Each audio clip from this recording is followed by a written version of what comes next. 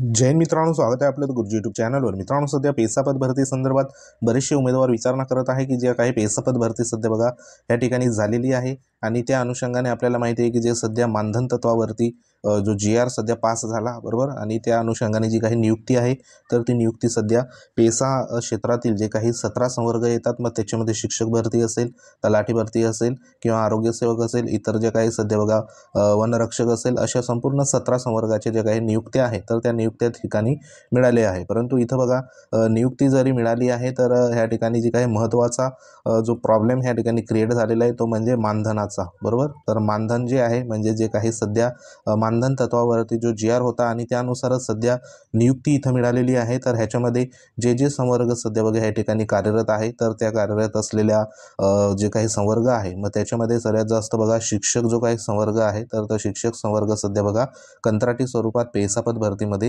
या ठिकाणी जॉईन झालेला आहे। तर त्या अनुषंगाने जे काही मानधन असेल तर ते मानधन ह्या ठिकाणी आज जवळपास 6 ते 7 महिन्याच्या वरती सध्या बघा या ठिकाणी जो वेळ आहे तर तो वेळ सध्या बघा झालेला आहे, परंतु मानधन सध्या या ठिकाणी मिळालेलं नाही। तर त्या अनुषंगाने या ठिकाणी न्यूज देखील आले, कंत्राटी शिक्षकांची वेतना वाचून ह्या ठिकाणी उपासमार होत आहे आणि जगायचं तरी कसं अशा पद्धतीने ह्या ठिकाणी न्यूज आलेली आहे। कारण संपूर्ण जी काही जॉब असेल, नोकरी असेल, मानधन तत्वावरती असेल तर ती आपण ह्या ठिकाणी जो काही आपला परिवाराचा जो काही गाडा आहे तर तो चालवण्यासाठी सध्या बघा या ठिकाणी करत आहे आणि त्या ठिकाणी जर आपल्या कामाचा मोबदला वेळेवर इथं बघा मिळत नसेल तर ती नोकरी करून पण काय उपयोग, अशा पद्धतीने सध्या बघा प्रश्न इथं निर्माण झाला आहे। तर त्या अनुषंगाने मागील जे काही 6 महिन्यापासून सध्या बघा जे कंत्राटी स्वरूपात जॉईन झालेले उमेदवार आहे पेसा क्षेत्रातील जिल्हा परिषद शाळांमध्ये सुरू असलेले जे काही अध्यापन कार्य आहे तर ते अध्यापन कार्य करत असताना त्यांना जे मानधन असेल तर ते मानधन 6 महिन्यापासून सध्या बघा या ठिकाणी मिळालेलं नाही। तर असे संपूर्ण जे काही जिल्हा असेल, आता ही जी बातमी आहे तर ही बातमी जिल्हा परिषद गडचिरोली संदर्भात या ठिकाणी बातमी आलेली आहे। तर ह्याच्यामध्ये बघा सविस्तर आपण बघूया। तर ह्याच्यात काय आहे की जिल्हा परिषद पेसा क्षेत्रातील शिक्षकांच्या रिक्त जागाच्या या ठिकाणी विद्यार्थ्यांचे जे काही शैक्षणिक नुकसान होऊ नये यासाठी जिल्हा परिषद शासनाने परवानगी घेऊन सप्टेंबर 2024 मध्ये कंत्राटी तत्वावर अर्हताधारकांची नियुक्ती जिल्हा परिषद शाळांमध्ये केली आहे।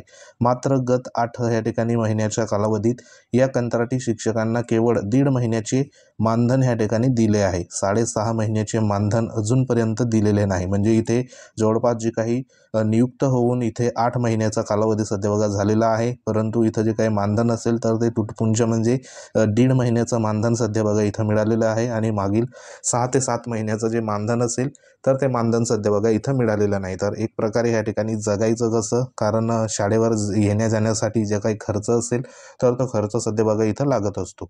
तसंच 2022 मध्ये पवित्र पोर्टल मार्फत जी काही पदभरती झालेली आहे तर ती पदभरती सध्या बघा राबवली, परंतु जिल्हाच्या पेसा क्षेत्रातील जिल्हा परिषद शाळाकरिता अर्हताधारक उमेदवार उपलब्ध न झाल्याने येथे पदभरती होऊ शकली नाही।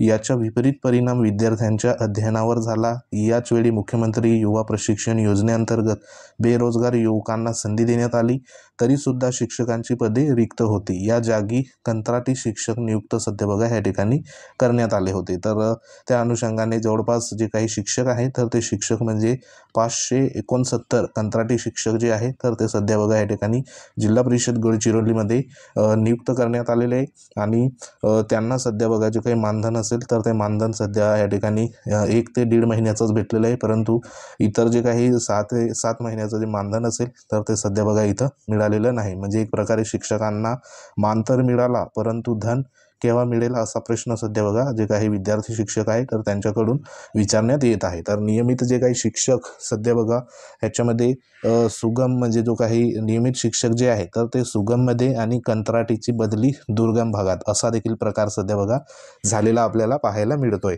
म्हणजे जी काही सध्या बदली प्रक्रिया सध्या सुरू आहे तर त्या बदली प्रक्रियेमध्ये काय झालंय की जे काही नियमित शिक्षक आहे तर ते नियमित शिक्षक सध्या अवघड क्षेत्रामधून ह्या ठिकाणी सुगम क्षेत्रामध्ये ह्या ठिकाणी आलेले आहे आणि जे कंत्राटी शिक्षक आहे तर त्यांना बदली जी करून त्या ठिकाणी बघा दुर्गम भागामध्ये पाठवण्यात आलं आहे। आता दुर्गम भागामध्ये जर म्हटला तर त्याच्यामध्ये बऱ्याचशा अडचणी सध्या निर्माण झाल्या आहेत। तर ह्याच्यामध्ये कंत्राटी तत्वावर नियुक्त केलेले जे काही शिक्षक आहे तर ते स्थानिक स्तरावर काम करणारे परवडणारे होते, परंतु जेव्हा अवघड क्षेत्रातील नियमित शिक्षकांची सुगम क्षेत्रात बदली झाली तेव्हा मानधन तत्वावरील कंत्राटी शिक्षकांना दुसऱ्या तालुक्यात म्हणजे या ठिकाणी आता हे जिल्हा परिषद गडचिरोलीचं आहे, मग त्याच्यामध्ये बघा भामरागड असेल किंवा सिरोचा असेल, अहिरी असेल, मुलचेरा असेल, कोरची, एटापल्ली यासारख्या दुर्गम भागात पाठवण्यात आले आहे। आता हे जे सध्या बघा तालुके आहे तर हे अतिदुर्गम तालुके सध्या आहे आणि त्या ठिकाणी जे सध्या नियमित शिक्षक बघा कार्यरत होते तर त्यांची बदली होऊन ते सुगम भागात म्हणजे चांगल्या भागामध्ये आले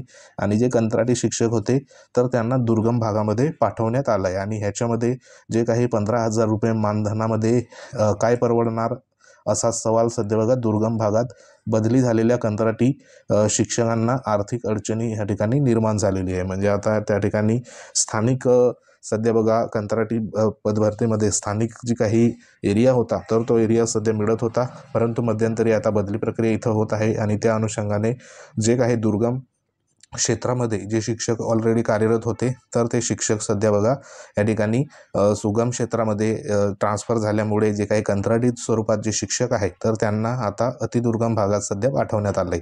तर त्यांचे जे काही मानधन 15,000 रुपये आहे आणि ते देखील सध्या बघा या ठिकाणी मिळालेलं नाही आणि अशा परिस्थितीमध्ये कशा पद्धतीने ते दुर्गम भागामध्ये काम करू शकणार असा प्रश्न देखील इथं बघा उपस्थित झालेला आहे। तर बरेचसे जे काही उमेदवार आहे तर ते उमेदवार सध्या चिंतित आहे। आता या ठिकाणी 15,000 रुपये ते सुद्धा अनियमित बरोबर आणि ह्याच्यामध्ये 15,000 जर नियमित जर भेटले तर शिक्षक जे आहे तर ते बघा त्या ठिकाणी व्यवस्थित काम करू शकणार, कारण जे काही आर्थिक अडचणी जो आहे तर त्याचा सामना सध्या बघा इथं करायला पडत आहे। आणि जे काही ह्या ठिकाणी 1.5 महिन्याचे मानधन जे मिळाले तर ते कधी मिळाले तर दिवाळीनंतर 1.5 महिन्याचं मानधन सध्या बघा इथं मिळालेलं होतं, परंतु इतर जे काही 5 ते 6 महिन्याचं मानधन अजून देखील सध्या बघा मिळालेलं नाही। तर काही जिल्हा परिषदमध्ये तर अजून 1 पण महिन्याचं मानधन मिळालेलं नाही। तर प्रत्येक जिल्हा परिषदमध्ये कोणकोणत्या जिल्हा परिषदमध्ये अजून देखील मानधन मिळालं नाही तर अशा उमेदवारांनी बघा नक्की व्हिडिओच्या खाली कमेंट करा, जेणेकरून पुढील जो काही पाठपुरावा असेल तर तो आपण नक्की करूया।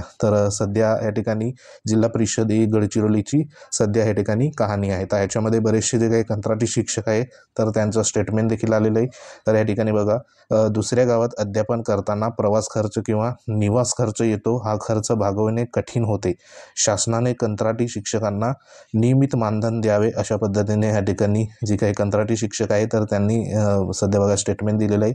त्यानंतर दुसरं स्टेटमेंट आहे, शासनाने बेरोजगारांना शिक्षक बनवण्याची संधी दिली पण मानधन नियमित मिळत नाही। सर्वसाधारण कुटुंबातून आलेल्या कंत्राटी शिक्षकांनी उपजीविका कशावर चालवायची अशा पद्धतीने हे प्रश्न सध्या बघा उपस्थित आहे। तर जे काही सध्या बघा शासनाला विनंती आहे की जे काही सध्या मानधन तत्वावरती जे सध्या शिक्षक जॉईन असेल किंवा जे 17 संवर्गाचे सध्या पेसा पद भरती संदर्भात जॉईन आहे तर त्यांना बघा नियमित जे काही वेतन असेल तर ते त्यांना मिळायला पाहिजे। त्या अनुषंगाने ह्या ठिकाणी आपण विनंती देखील करूया, जेणेकरून त्यांचा जो काही आर्थिक हातभार असेल तर तो बघा त्या ठिकाणी चालवला गेला पाहिजे, जेणेकरून अध्यापनामध्ये कोणत्याही प्रकारचा जो काही खंड असेल तर तो सध्या इथं पडणार नाही। आता स्थानिक जी शाळा होती तर त्या शाळेमध्ये त्यांना बघा जे काही येणं जाणं किंवा इतर ज्या काही गोष्टी होत्या तर त्या परवडणाऱ्यासारख्या होत्या, परंतु आता जी बदली प्रक्रिया झालेली आहे तर ती बदली प्रक्रियेमुळे बघा त्यांना जी काही सध्या आता दुर्गम भागामध्ये या ठिकाणी जायला पडेल आणि त्या अनुषंगाने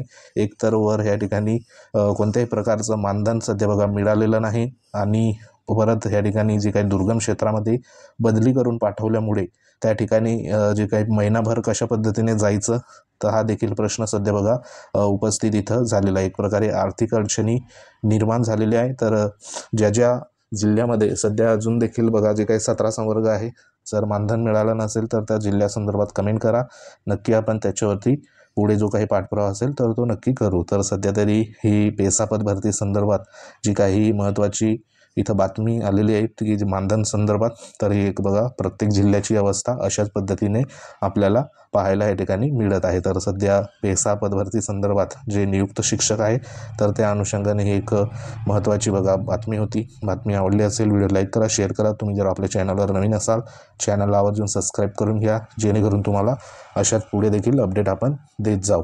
तसंच बघा जे काही दुसरी यादी पेसा पदभरती संदर्भात मानधनची जी काही सध्या लागलेली आहे त्या अनुषंगाने पुढील अपडेट बघा लवकरच आपण देऊ। त्या अनुषंगाने लवकरच बघा माहिती अवेलेबल होणार आहे। त्यासाठी आपल्या चॅनलला सबस्क्राईब करून घ्या, टेलिग्राम चॅनल देखील जॉईन करून घ्या। तर अशाच प्रकारच्या व्हिडिओसाठी व्हिडिओ भेट देत राहा। तर भेटू आपण नेक्स्ट अपडेटमध्ये, तोपर्यंत जय हिंद, वंदे मातरम।